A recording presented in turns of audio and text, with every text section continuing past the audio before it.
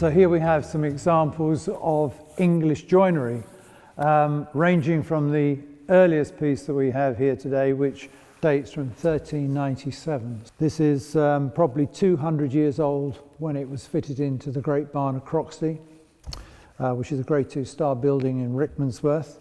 And this was taken out in the 1970s, 1972, when the barn was having some repair work, and it was left behind as an example of English carpentry. And I was fortunate enough to run lectures there for 11 years, and this is a piece that is a good example and will be returned to the Great Barn of Croxley. But it shows you a piece of failed joinery which has had water ingress into it at some stage. It's English oak, and it has failed through here. You can see where this section is moving, and this was mainly holding the timber together where it sits on the wall plate. But what's interesting is that we have a number of mortise and tenon joints here, and this is where the pegs go through to hold the mortise and tenon joint.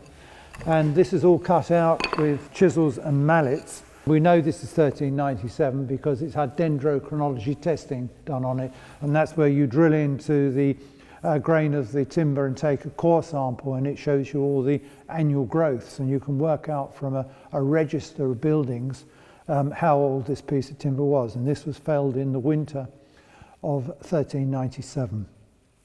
Here it's been, two holes have been drilled with an auger bit, so that's a twisted blade which is made by a blacksmith and sharpened with a handle that you twist round to go in.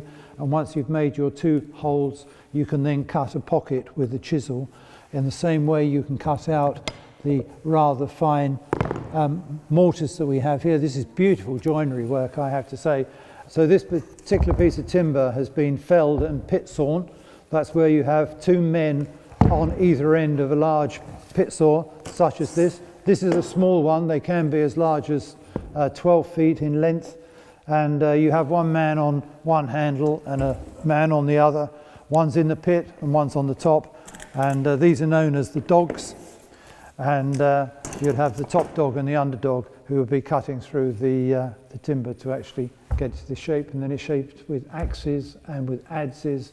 So lots of basic hand tools, but they still manage to do this amazing quality of joinery. So we look at the other timber that we have here, and this is 1397. Well, this is 1720. And this is top of a wall plate. And what's interesting about all these timbers, these timber came from the same property, so 1720 thereabouts from Bermondsey. And the joints that we have on this particular piece of timber are still the same as our 1397 piece of timber, with the lap joints for fitting on it. And what's unusual about this is that where we have a round peg in a round hole, on this particular one we have a square peg in a square hole. And that's because the two methods of fixing have different joints, different purposes. This one is so that you draw the tenon in and hold it fast, and this is a square peg on a number of key points along this wall plate which sat on the top of a wall, and these were square pegs to stop it from rotating. If you had a round hole with a round peg, there's a chance that it could rotate, but once you've driven in this square peg in a square hole, then it's held fast. This particular piece of timber, it's Baltic pine. This is English oak.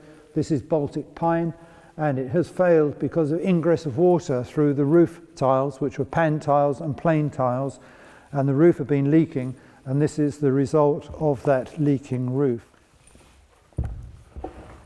This piece of timber also dates from 1720. It was in the same building as this piece here. This is the wall plate, and this is one of the roof spars. And what's interesting about this is that you can see that it's been pit sawn by the way that the cut marks rotate at different angles as it's being pushed and pulled through the timber. It's square cut on two edges, and then on the last edge it's completely rounded, and this is where the bark of the tree was actually formed. So we know that this is a quarter sawn piece of timber, and it's what's known as a top notch, and it's the top of the tree that was useless for anything else apart from spars.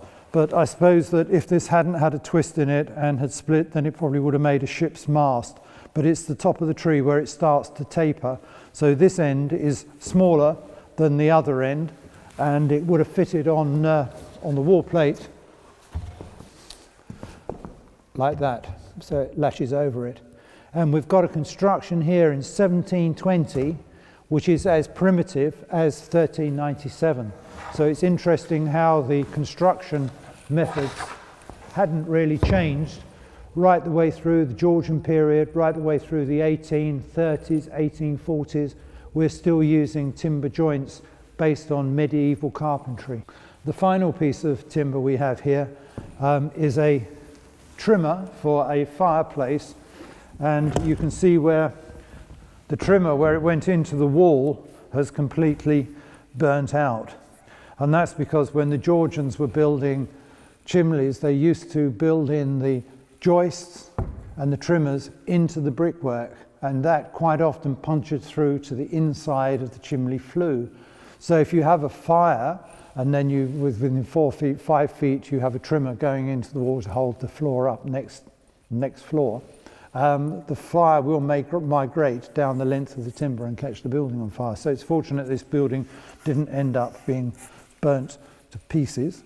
But what's interesting is this rather nice mortise and tenon joint that we have here. And again, this timber has got the edge of where you can see the tree and where its growth was and the bark was, and that fits into there rather nicely.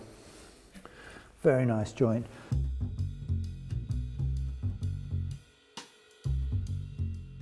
So what we have here is some really interesting examples of joinery and how we actually tackle some of the problems when we're dealing with joinery.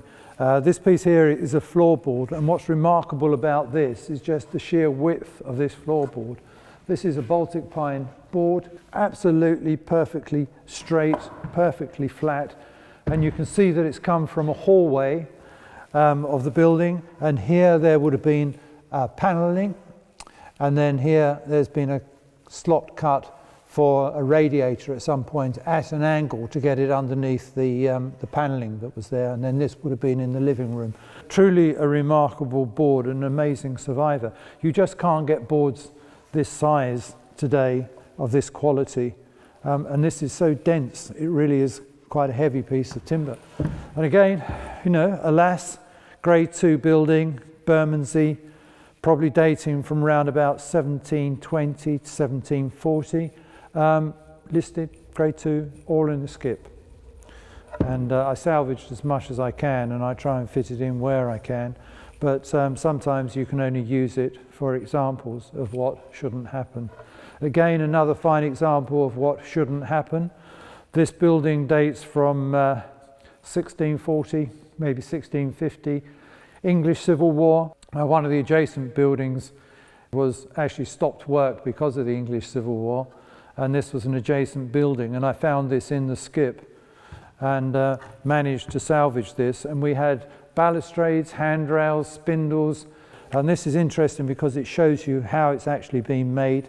So the timber has been run up with moulding planes as we've got here, and then every one of these individually is glued in with a cut mark in between. So a really nice piece of work. What's interesting is with this floorboard, as I say, this is around about 1720, I think, and this is the floorboard from the Union Chapel, and we're a comparable thickness on the board, but as you can see, by the time we get to 1877, 1880, the floorboards have become a lot narrower. This is from a chunk of panelling that we had from a building which again is around about 1790, and you can see here that we have again mortise and tenon joints with very fine pegs which hold the tenon in place through the upright style of the panelling. And this is a new piece of timber that we had made, and we quite often get it routed out so that the rebate for the panelling, for the panels, is actually already machined for us on site. Some of the times we find that it's better to get the timber yard to supply it to the right size and with the rebate in it, because for us to do this on site, it takes a lot of man hours and a lot of handwork to get this correct. And if you're working on the first or second floors, it puts a lot of pressure on the floors, particularly if you have lime ceilings, if you're banging about doing joinery and running planes through to actually get the rebates done. And also a consideration as well is that when you're doing joinery on site, you create a lot of sawdust, and the sawdust is combustible. So you have to be very careful about the sawdust dropping through the floorboards and igniting. It has to be hoovered up and the site has to be kept clear. But sometimes if you're doing massive amount of routering, then it's better to get the timber yard to do it and to supply it on site ready to go.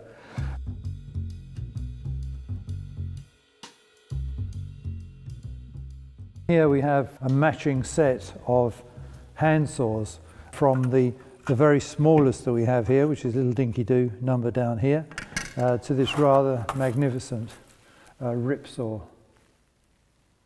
You know, we do still use these hand saws, because the benefit of using these hand saws is that we can sharpen these. The modern saws are almost a one-off saw that we can't sharpen, and or we use jigsaws. We do have lithium battery power tools, of course, but there's something really nice about working with historic tools on historic joinery.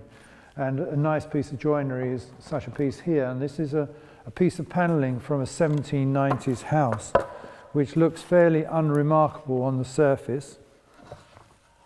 The two panels went together something like that. But what's interesting is on the reverse is to show you how these two panels fix together, and that is with a sliding wedge. And the sliding wedge is tapered, so the further you drive it down, the tighter the wedge fits the two panels together. And you can see here that it slides out. And you'll see there that it has a dovetail on it, so once it's slid in, it'll hold all the panels together. And the harder you bang it down, the tighter the joint. Quite unusual. I hadn't actually seen panels fixed together like this prior to taking this one apart. And the panel was actually damaged, so we replaced the panel and we made exactly the same joints on the reverse and fitted them into the property. So there is still a record of this on site, although this piece was taken out because we fixed the whole panelled wall.